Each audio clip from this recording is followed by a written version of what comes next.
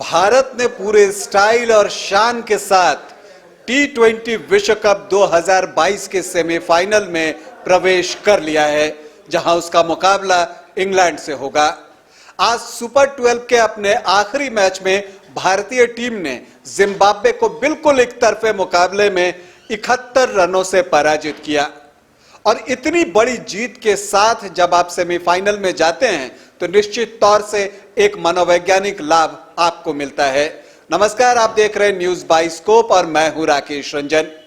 भारतीय team T20 विश्व cup 2022 के अंतिम 4 में पहुंच गई है, जहां उसका मुकाबला इंग्लैंड के साथ 10 नवंबर को होगा एडिलेड ओवल के मैदान में।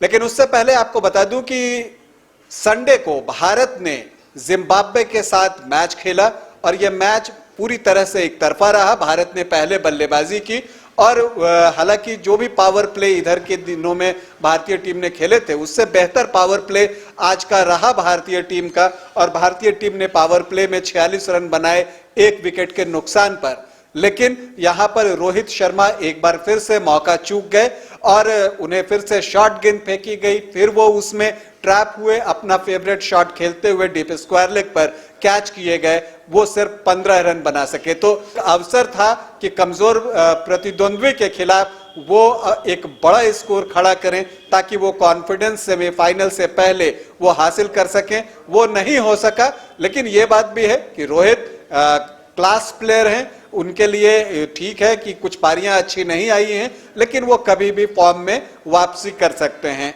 इधर केएल राहुल ने अपनी फॉर्म वापसी के जश्न को जारी रखा। बांग्लादेश के खिलाफ उन्होंने अर्धशतकीय पारी खेली थी, फिर से अर्धशतक जमाया, तो इस विश्व कप का दूसरा अर्धशतक उनका आ गया, वो भी 34 गेंदों पर। कह सकते हैं कि उन्होंने जो उनकी रन गति थी, स्ट्राइक रेट था, वो भी बेहतर था। हालांकि विराट कोहली ऑलमोस्ट रन ए बॉल 25 रन बनाकर आउट हुए और उसके बाद जो है सूर्य कुमार यादव जब क्रीज पर आए और तब जाकर लगा कि हाँ, अब सब कुछ बदल सकता है, क्योंकि बीच में ऋषभ पंत का विकेट भी भारतीय टीम ने जल्दी गंवा दिया। जल्दी भारतीय टीम ने, जब जो भारतीय टीम 87 रन पर 1 विकेट थी, वो देखते ही देखते 101 रनों तक पहुंचते पहुंचते अपने 4 विकेट गंवा चुकी थी। 10 ओवर में भारतीय टीम ने 79 रन बनाए थे, तो 15 ओवर में 107 रनों पर उनके 4 विकेट गिर चुके थे। ऐसी स्थिति में लग रहा था कि भारतीय टीम बमुश्किल 150 रनों तक पहुंच जाए तो भी बड़ी बात होगी। लेकिन फिर आया वहां पर सूर्य कुमार यादव का तूफानी कहना ज्यादा उचित होगा, क्योंकि जिस तरह से वो स्ट्रोक लगा रहे थे वो देखते ही बन रहा था। उनके तूफान में जिम्बाब्वे की पूरी टीम उड़ गई, एक तरह से आप कहें। जो भी संभावना उन्हें दिख रही थी कि शायद वो एक कंसोलेशन जीत आज हासिल कर ले, क्योंकि हारने के बाद भी भारतीय टीम तो सेमीफाइनल के लिए क्वालिफाई कर गई थी, लेकिन भारतीय टीम चाहती थी कि ग्रुप को टॉप करते हुए, ग्रुप की नंबर 1 टीम रहते हुए वो सेमीफाइनल में जाए। तो इसके लिए जरूरी था कि वो जिम्बाब्वे को हराए।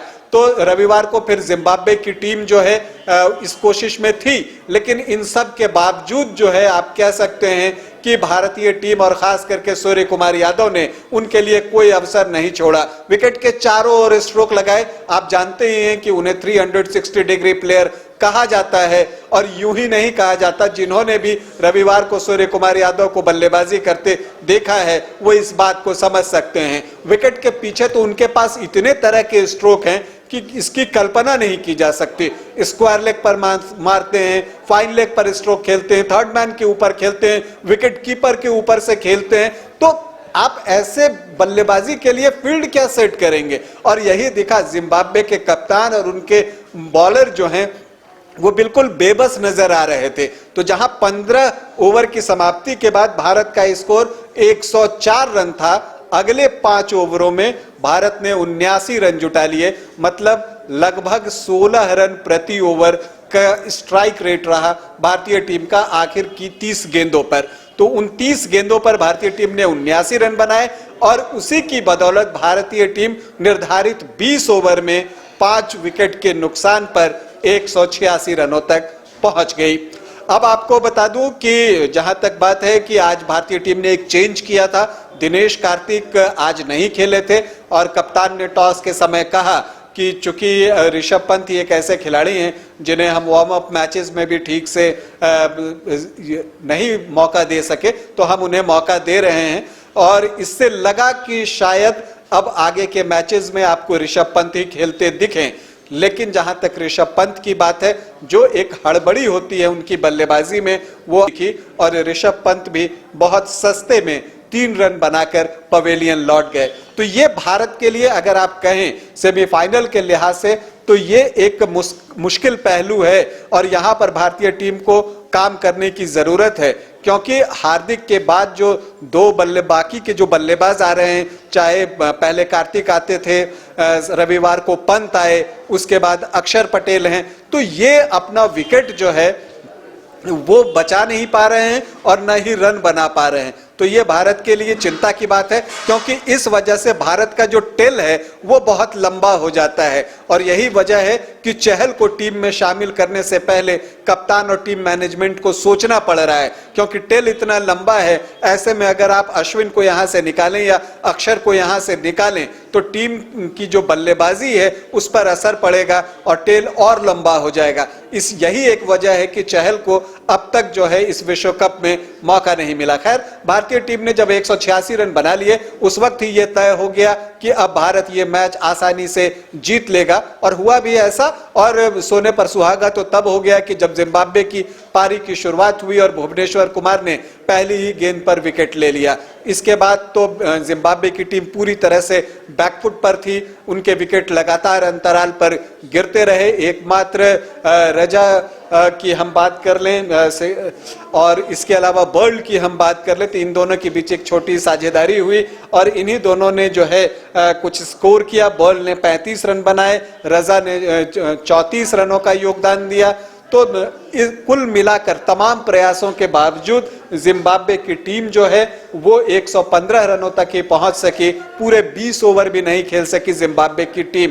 भारत की क्वालिटी गेंदबाजी के सामने उनके लिए टिकना आसान भी नहीं था और भारतीय टीम ने आसानी से सेमीफाइनल के लिए क्वालिफाई कर लिया। लेकिन रविवार के मैच में जो भारतीय टीम के लिए एक राहत भरी बात रही वो ये रही कि रविचंद्रन अश्विन ने 3 विकेट लिए। अश्विन उस तरह से गेंदबाजी नहीं कर पा रहे थे जिसके लिए वे जाने जाते हैं। वो ऐसा लग रहा था इसके पहले के मैचों की अगर हम बात करें कि वो रन रोकना चाहते हैं, वो किसी तरह से अपने कोटे के ओवर डाल देना भर चाहते हैं। शुरू के 2 ओवर भी कुछ वैसे ही थे, लेकिन उसके बाद उन्होंने वापसी की, गेंद को हवा में लहराया, गेंद में ड्रिफ्ट हुआ और जब भी कोई भी स्पिनर हवा देता है, ड्रिफ्ट होती है गेंद, तो बैटर्स को परेशानी होती ही है। आप देख रहे हैं कि इस विश्व कप में कई स्पिनर्स जो है बखूबी अपने काम को अंजाम दे रहे हैं। चाहे आप पाकिस्तान के शादाब की बात कर लें, सिकंदर रजा की आप बात कर लें, तो जो भी स्पिनर्स हैं वो अपनी भूमिका से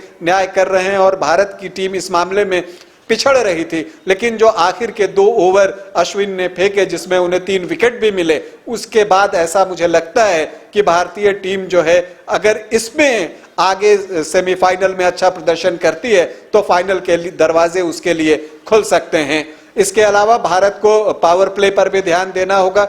एक अच्छी शुरुआत की जरूरत है भारतीय टीम को कि कम से कम एक 40-50 रनों की शुरुआत भारतीय टीम को मिले, जो कि एक बेस हो जिस पर कि भारतीय पारी की जो बुनियाद रखी जाए और फिर वहां से वो इमारत बने। क्योंकि आप इंग्लैंड आपके सामने प्रतिद्वंद्वी है, वो एक मजबूत प्रतिद्वंद्वी है जिसके की जो बैटिंग डेप्थ है वो बहुत ज्यादा है और नंबर 10 तक उसके पास बैटर्स हैं जो मैच का पासा पलट सकते हैं। तो ऐसी स्थिति में भारत के लिए अच्छी शुरुआत की सख्त दरकार होगी सेमीफाइनल में। कुछ चीजें हैं इसके अलावा डीआरएस पे काम करने की जरूरत है। आज भी भारत ने जो गेंदबाजी करते समय दोनों डीआरएस लिए, दोनों ही बेकार गए। तो यह समझना होगा, एक तो कॉट बिहाइंड का डीआरएस था जहां पर ऋषभ पंत ने कहा कि उन्होंने कैच पकड़ा है, जबकि रिप्ले से साफ दिखा कि गेंद बल्ले से कहीं टच नहीं थी। तो इन सब चीजों पर काम करने की जरूरत है, टीम को बैठने की जरूरत है। लेकिन जो आप कह सकते हैं कि टीम का टेम्पो है वो बहुत हाई है, क्योंकि टीम ने एक बड़ी जीत दर्ज की है और जिम्बाब्वे की टीम उसके सामने बिल्कुल ही खड़ा नहीं हो सकी। और सिर्फ अगर आप कहें तो सिर्फ संडे को जो जिम्बाब्वे से मैच हुआ उतना ही नहीं, उससे पहले भी जो भारतीय टीम ने मैच खेले, अगर आप दक्षिण अफ्रीका की बात छोड़ दें तो पाकिस्तान हो या नीदरलैंड हो, बांग्लादेश हो, मुकाबला कुछ मैच नजदीकी हुए, लेकिन भारतीय टीम ने नर्व को संभाल के रखा। और ये बड़ी बात है, अगर आप मेंटली स्ट्रांग होते हैं और आप वो किलिंग इंस्टिंक्ट दिखाते हैं, अंत तक लड़ने का जज्बा दिखाते हैं, तो जीत आपको मिलती है। और ये सेमीफाइनल के लिए अच्छी बात है कि भारतीय टीम ने अपने आप को अब परख लिया है, समझ लिया है। और अब देखना यह है कि सेमीफाइनल में किस टीम के साथ भारतीय टीम इंग्लैंड के सामने जाती है। आपको यह बता दूं कि इंग्लैंड से जो भारत का मुकाबला सेमीफाइनल में होगा वो 10 तारीख को होगा, एडिलेड ओवल में होगा। और उस मैच के लिए भारतीय टीम पूरी तरह से तैयार है। तो अभी आपके लिए सूचना ये कि भारतीय टीम ने रविवार को जिम्बाब्वे को हराकर पूरे शान के साथ T20 विश्व कप 2022 के सेमीफाइनल में प्रवेश कर लिया है। और अब भारतीय टीम की नजर उस विश्व कप पर है जो 15 साल पहले महेंद्र सिंह धोनी ने 2007 में भारत को दिलाई थी। और उस वक्त से जो ये 15 साल का गैप है, अब रोहित शर्मा की कप्तानी में टीम इंडिया उस करिश्मा को दोहराना चाहती है और उसे दोहराने को बेताब दिख रही है। टीम इंडिया को हमारी ढेरों शुभकामनाएं। अब देखना यह है कि फाइनल किसके बीच होता है, क्योंकि इस बीच जो लोगों से बातचीत हो रही है, सभी चाहते हैं कि भारत और पाकिस्तान का फाइनल हो, मतलब दोनों टीमें अपने सेमीफाइनल मुकाबले जीते। तो क्या फाइनल एशिया की इन दो श्रेष्ठ टीमों के बीच होगा? इस पर भी हमारी नजर बनी रहेगी। बस आप बने रहिए न्यूज़ बाइस्कोप के साथ। अभी इजाजत दें, नमस्कार।